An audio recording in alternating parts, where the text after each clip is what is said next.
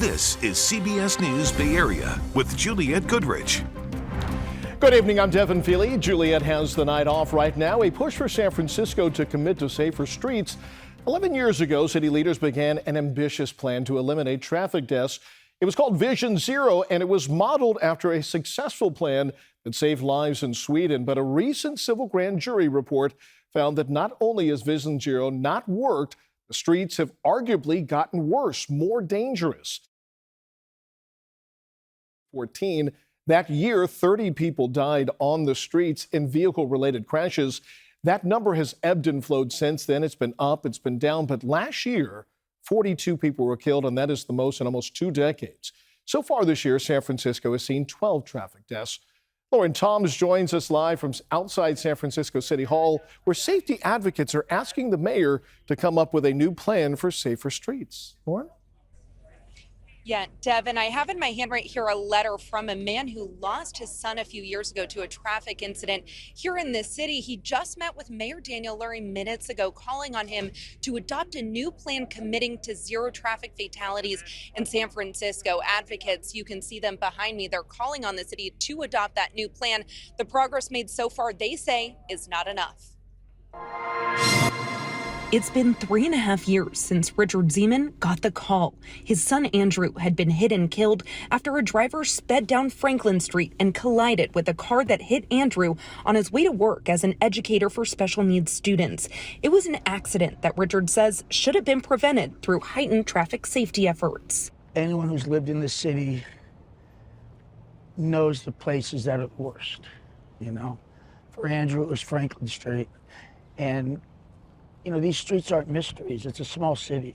But driving down Franklin Street today, not much has changed, despite pleas with the city and years of complaints of speeding drivers. Richard says change isn't optional. He's part of a group of traffic collision victims showing up at City Hall, calling for Mayor Daniel Lurie to adopt a new Vision Zero policy by the end of July and a new traffic safety plan by the end of September. And for Richard, the solution comes down to accountability and implementation. SFMTA's rationale for not addressing the years of speed complaints down Franklin through the school zone was it wasn't on the high injury network yet, which makes you wonder, what do they need to see in an elementary school zone before they're going to do something? Launched in 2014, the Vision Zero campaign had a goal of reaching zero traffic fatalities by 2024. But that year was the deadliest on San Francisco roads since 2007, with 42 traffic fatalities. A grand jury report on the program released last week found that although the SFMTA implemented safety measures for pedestrians and cyclists, it wasn't enough to shore up traffic safety. They also pointed to the police department's lack of enforcement of traffic laws. In a statement, the foreperson of the civil grand jury cited a sense of lawlessness on city streets due to the almost complete lack of law enforcement in recent years. Board of Supervisors President Raphael Mandelman says although the police department is already facing critical resource shortages, stories like Andrew's are the reason traffic enforcement should be prioritized. I think there aren't the resources being committed at the police department to see enforcement. So I think we need more officers doing more enforcement. We need more people and we need more officers in traffic company. And we need to be using technology much more than we are to make up for the lack of officers that we have. But he says safer streets in San Francisco are possible. SFMTA has implemented traffic safety measures, including speed cameras, no turn on red areas, and protected bike lanes. But still, more can be done. It's a sentiment shared by transportation advocate and editor of Streets blog, Roger Ruddick. The way forward is very, very clear. It just requires political will. I say just, I realize just that's actually a big thing, political will. But it's been done in American cities, and we can do it here. He says it's up to the city to commit to traffic changes and points to European cities as success models of zero traffic fatalities. And for Richard, he asks how many incidents will be enough to create real change, meeting that goal of zero. Now, in a statement to us, SFPD tells us that their #1 priority is keeping people safe and alive here in San Francisco. They say they have significantly increased their traffic enforcement, and they've also increased their citations by 50% in the last year. But these advocates say while that is a good start, this is change they need to see to believe. Devin? All right, thank you, Lauren. As for why the number of citations plummeted in recent years, the police department told the grand jury that there were a number of reasons. They blamed staffing shortages, but also the pandemic. The department says it explicitly stopped prioritizing traffic enforcement in 2020 to minimize potential COVID-19 transmission between officers and the public. Stanford University announced today it's planning to slash its general fund by $140 million. The university says the budget for the next school year takes into account federal cuts in a proposed congressional bill that aims to raise endowment taxes for elite colleges. University officials warn that layoffs are going to be necessary and that a staff hiring freeze will continue. They note that while those budget cuts will be, quote, painful, they are also confident that acting now will put Stanford on a better financial footing for the future. Stanford schools are expected to finalize their plans over the next few weeks. The School of Medicine is not included in these budget cuts, but will identify its own reductions in the coming weeks. We first reported yesterday that Stanford Medicine plans to end gender-affirming surgeries for patients under the age of 19. Now, this comes amid the Trump administration's efforts to restrict certain care for trans youth. Now, meantime, a rally is just getting underway in San Francisco after the Supreme Court upheld a ban on gender-affirming care for minors. Suchi Nam joins us live from another corner of City Hall with that message. Devin, I'm here outside City Hall along Polk Street. You can see behind me, but the rally, the Proud and Free rally, is underway. They're here to show their support for trans youth health care. Now, this comes after last week's U.S. Supreme Court ruling that upheld Tennessee's ban on gender-affirming care for trans youth. There will be youth speakers, drag performers, and legal experts to stand together for the trans community. Not just to rally in solidarity, and to invite people to fight with us and fight against the widespread injustice and oppression, not only against trans people, but all marginalized groups of people. Their fight doesn't stop here. Tomorrow, about 14,000 people are expected to participate in the Trans March from Dolores Park all the way to Taylor Streets. The march will start at 3 o'clock in the afternoon. But again, out here in San Francisco, about 1,000 people are expected to be out here to show their support for the trans community. Devin, I'll send it back to you. All right, Susie, thank you so much. We are just days away from one of the largest Pride events in the world. San Francisco's 55th annual Pride Parade will bring thousands to the city on Sunday. The parade starts at Market and Beale and goes down Market Street, ending at the Civic Center. Mayor Daniel Lurie says that safety is a top priority this year, as it always is. Police will be fully staffed at all stations with specialized units ready to respond if necessary. And officials have a message to anyone coming to the city thinking of causing trouble. But if you are thinking of committing hate crimes, robberies, breaking into anyone's car, San Francisco is not the place. I'm also here to remind you, please, dance like nobody's watching, but party like public safety is watching. Law enforcement leaders say that the public should also remain vigilant and keep all personal items as close as possible.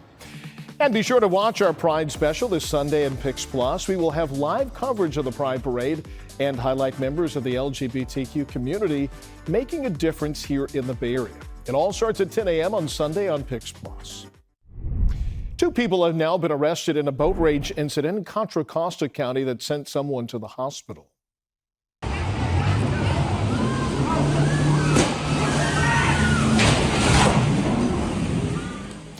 A witness captured the dangerous incident in Discovery Bay on video on Sunday night. The boat ran over someone on a jet ski, then slammed into some docked boats. The person on the jet ski was taken to the hospital, but thankfully was not seriously injured. Now, yesterday, sheriff's deputies arrested Eric and Danny Garcia of Oakley, who they say were seen operating that boat recklessly. They've been booked on charges including assault with a deadly weapon, criminal threats, and vandalism. The boat was found abandoned in Stockton. 2 former correctional officers at FCI Dublin Women's Prison have been charged with sexually abusing inmates. 34-year-old Jeffrey Wilson, 33-year-old Lawrence Gassad are the 9th and the 10th officers charged with sexual abuse at that facility. The allegations of widespread abuse have already resulted in at least 7 convictions. It also led to the closure of that facility last year. Since its closure, assessments of the prison also found hazardous mold and asbestos in living spaces. Officials say it would cost tens of millions of dollars to repair that prison before it could be safe to reopen. Still ahead here at 6, an East Bay fireworks bus with so much merchandise actually had to call in the bomb squad to haul it away. Plus, we're going to meet some of the minds behind the Asian food market boom in the Bay Area and the plans for more across the region. I think that as retail has changed and the Bay Area's population has changed as well, this is a good use.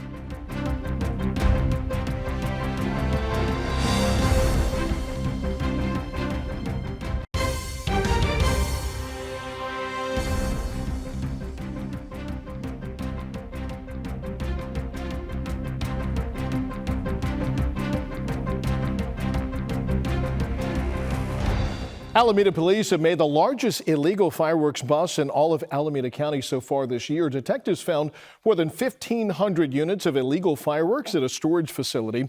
Officers had to call in the bomb squad to safely transport the explosives out.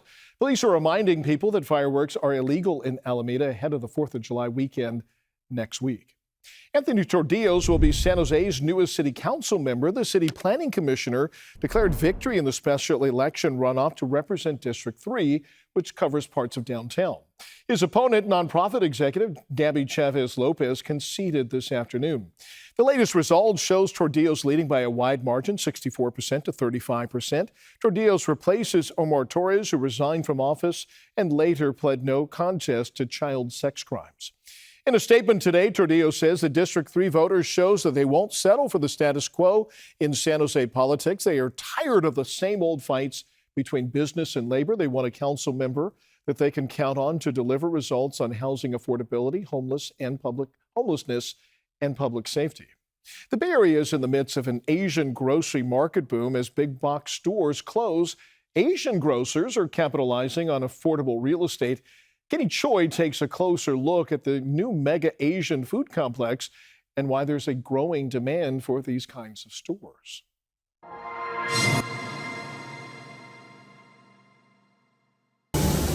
Tony Yu has opened highly acclaimed restaurants in Korea, earning a Michelin star along the way.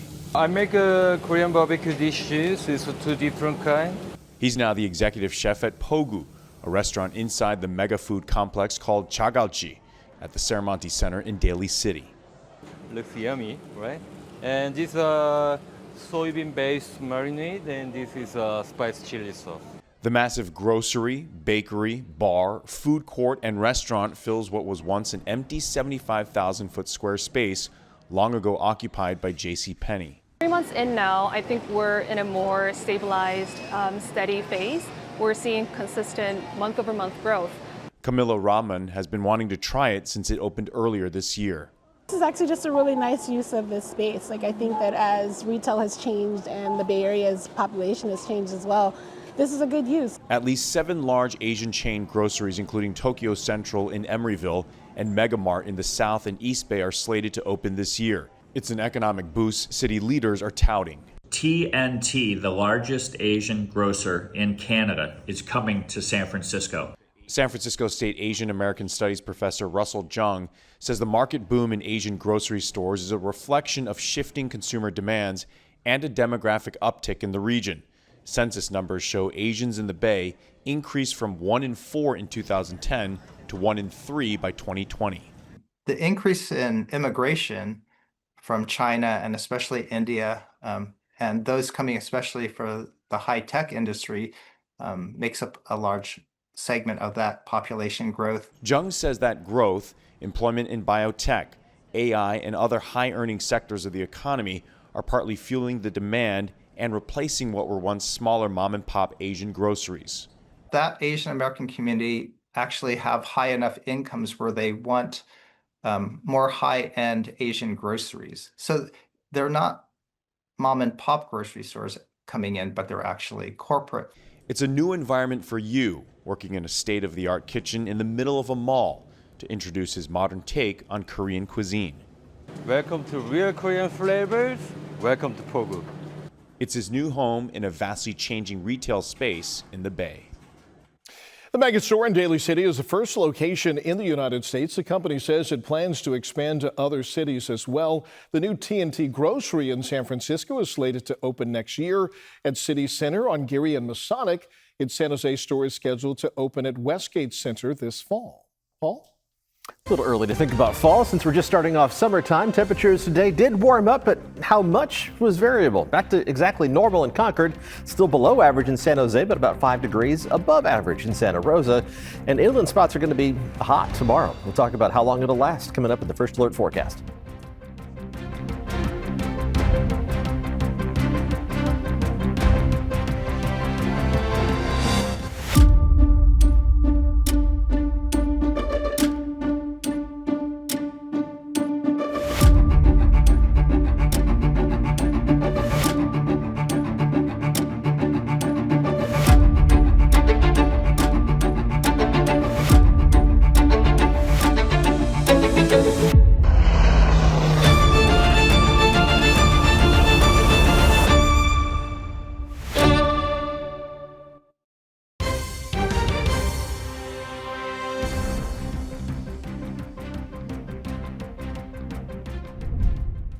We're following some developing news. Our chopper is over a small grass fire right now in the Los Altos Hills. It's on Elena Road. Multiple engines are on the scene. We're told that this fire is only about a quarter of an acre, but at one point it did threaten a home.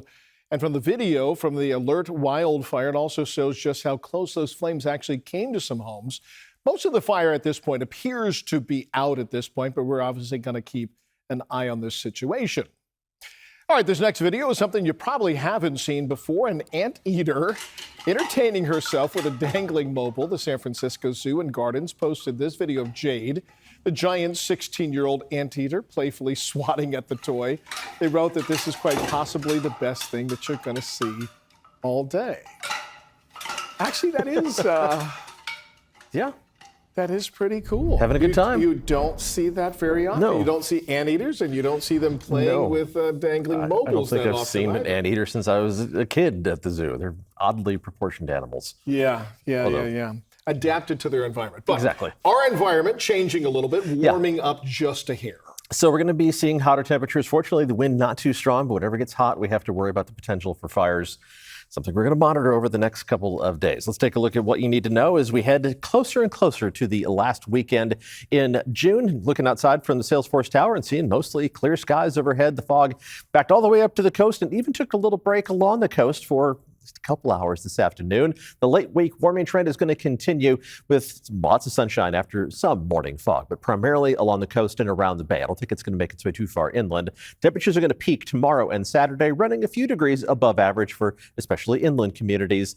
And then we're basically back to normal temperatures as we head to the end of June and into early July. Switching perspectives, this is the view outside from Black Mountain. We were able to see that fire from this camera earlier. Now they've knocked down the fire and now the smoke plume isn't visible either. So some good news all around.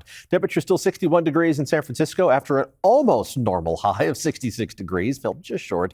63 right now across the bay in Oakland. Otherwise, a mix of 70s and 80s farther inland. Still 85 degrees in Concord. Rather warm for a June evening. We're going to see temperatures dropping down to the 50s tonight as the fog, well, it does its best to spread away from the coast. But other than that, a little channel of fog reaching through the Golden Gate and kind of aiming itself towards Berkeley and the East Bay Hills. Maybe a little bit of fog sneaking into the North Bay valleys as well. Otherwise, not much intrusion into those inland valleys, and it quickly backs up to the coast within the first couple hours of daylight, which means that June sunshine is going to be able to warm us up to a greater extent. You can see it on just the color palette of temperatures throughout the day. Some hotter looking colors showing up in the background, especially through the Central Valley, but then backing all the way up into eastern Contra Costa and Alameda counties as well. Let's put some numbers on the map and talk about how warm it's going to get. Warm to even hot in the Santa Clara Valley. Temperatures in the mid to upper 80s and low 90s. 91 degrees in Morgan Hill, one of the toastier spots. The 90s more widespread where you'd expect, east of the Oakland Hills. Low to mid 90s for Livermore, Concord, Fairfield, Antioch, and Brentwood as well. With temperatures around the bay, upper 60s in San Francisco, a degree above normal, but 70s for Oakland and 80s for Fremont and Redwood City. Temperatures along the coast reaching the low 60s, a little warmer than the past several days. Temperatures for the North Bay, a mix of 80s and 90s, all the way up to 97 degrees in Healdsburg by tomorrow afternoon. As we head through the next few days, we are going to be seeing temperatures warming up to at about the similar level on Saturday. So try to get your pups out for a walk early in the day. We have an adoptable dog in the dog walking forecast, as we do every Thursday. This is Ruger, who is a Dalmatian mix, but he's added a little pride splash of color to his usual black and white coloring. Temperature's a little too warm for him to spend a lot of time outside tomorrow, but he can welcome forever families, prospective families anyway, in the air conditioning. And because he's a senior pup, he qualifies for the East County Animal Shelter's Senior Sundays, where their adoption fee is waived. Even at the hottest temperatures, we're not going to be seeing out of control heat. The heat risk is going to peak in the moderate category tomorrow and a very similar category once again on Saturday. So it's not going to be excessively hot, and temperatures are going to snap right back down to what's normal for this time of year as we head through next week, and even below average temperatures looming as we head into the 4th of July weekend. We'll keep you updated on that. Let's check out the 7-day forecast, and we'll start inland where temperatures are going to be, well, toasty for the next couple of days, but then we return to those near average levels as we head through much of next week. Temperatures are going to back down to, again, slightly below normal levels by Thursday and Friday. And again, 4th of July holiday itself is next Friday, a week from tomorrow. It's hard to believe that's right around the corner. Temperatures around the Bay aren't going to be as warm the next few days, but still slightly above normal Friday and Saturday. Right back to that typical temperature pattern, and you get to enjoy more sunshine along the coast, even though we're going to lack any kind of offshore wind that would allow your temperatures to significantly warm up. You'll be back to seeing a little more cloud cover by Monday and Tuesday of next week. Pretty typical stuff for late June. You know, I'm always focused on my weekend, so nice weather for hiking on either weekend day. Yeah, depends on exactly where you're going to be hiking. Might want to do that in the morning. It's going to be toasty in the afternoon. Good to know. Thank you very much. When we come back, the fires have been out for months, but the rebuilding is just beginning in some Southern California neighborhoods leveled by the Eaton fire. Plus, here's a look at what's ahead on the CBS Evening News. There is nothing more iconic in the Arizona desert than the saguaro cactus. They can be more than 100 years old, but as the last few summers have gotten hotter, many are dropping dead. The race to save the saguaro is tonight's Eye on America.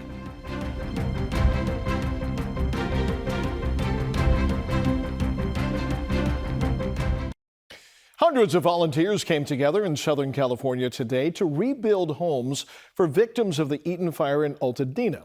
Habitat for Humanity launched Walls of Hope, a 2-day event. Now, volunteers were assembling the first walls and frames for these new homes outside of the Rose Bowl.